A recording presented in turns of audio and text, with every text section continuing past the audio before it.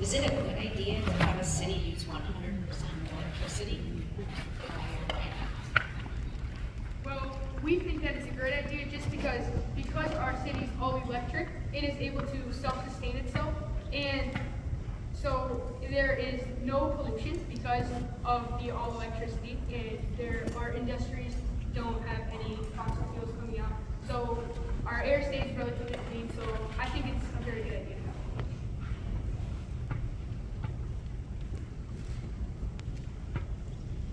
What trade-offs did your city and/or its residents have to make due to energy sources chosen? Well, some of the trade-offs that we had to make were with our weather machine. It's powered by 4 energy sources. So if we wanted to keep the atmosphere clean, we needed to make a geodesic dome. So with our solar panels and wind machine and windmills, we got the power works. Yeah, push the button. Is it, when it's red, it's not? No, another that's trade-off. green. Oh, it's green, yeah. Yeah. There's a button, not a switch, yeah.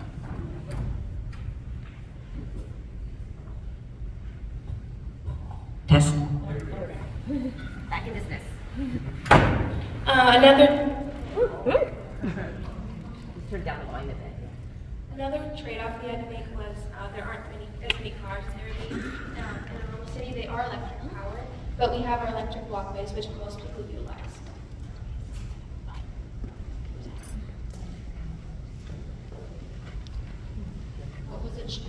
What was a challenge that you encountered while building the model or creating the city presentation, and how did your team overcome this challenge?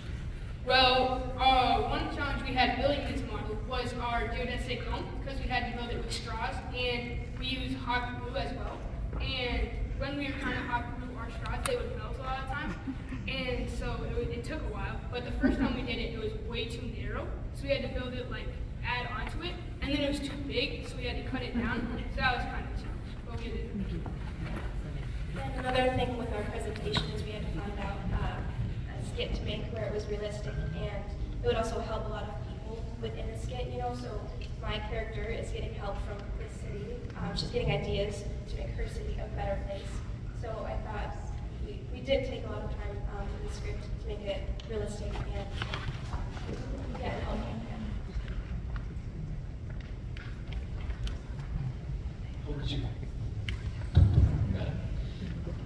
How does your city attract and support a diverse population of residents?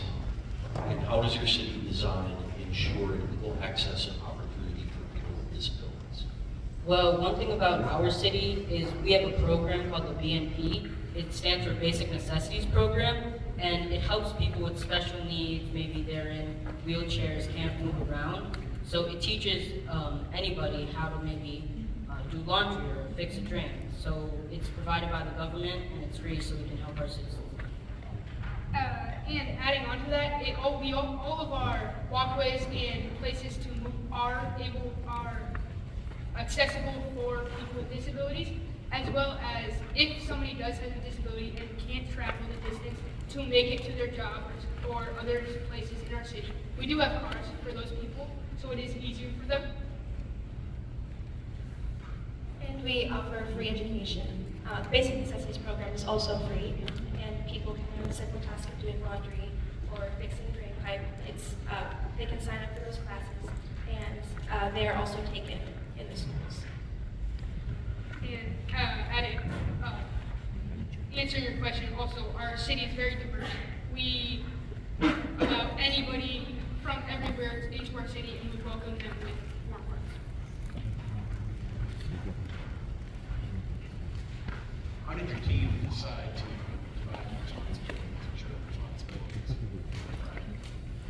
Well, we all pitched in a great amount. We had people break up into groups, like say these people are painting the model, these people are writing the presentation, these people are making the houses. We tried to make it very fair, and if somebody didn't have anything to do, we would quickly find them something to do, or offer, we would say, hey, you can help us, you can go over there and maybe glue some of the straws, we tried to make it as even as possible.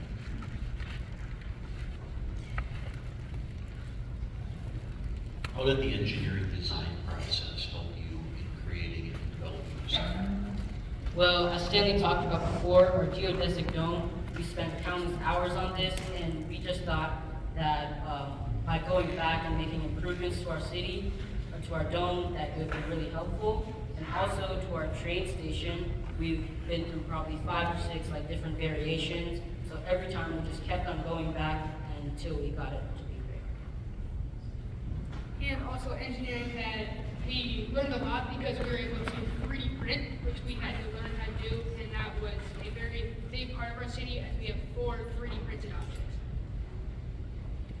We also had to redesign the web machine multiple times to make sure it was realistic and it kind of served its purpose. So that was a lot of trial and error. And along with that, we have an engineer as our mentor, so she like gave us lessons of how to imply things into our city from the real world. So we found that really helpful.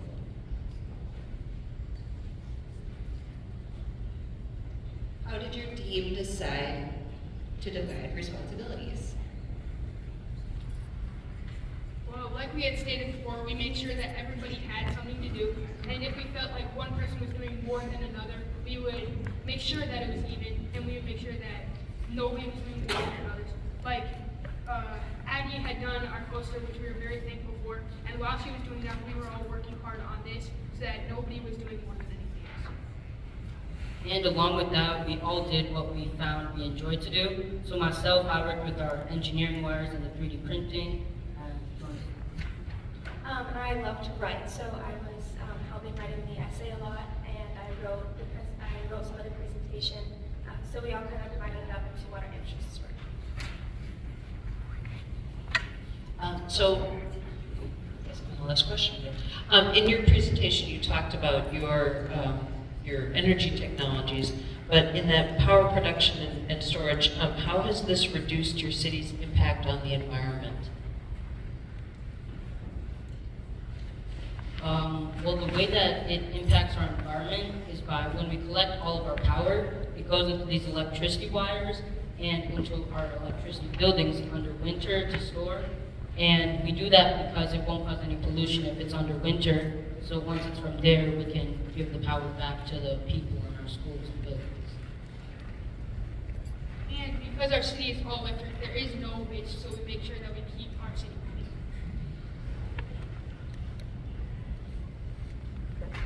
Thank you.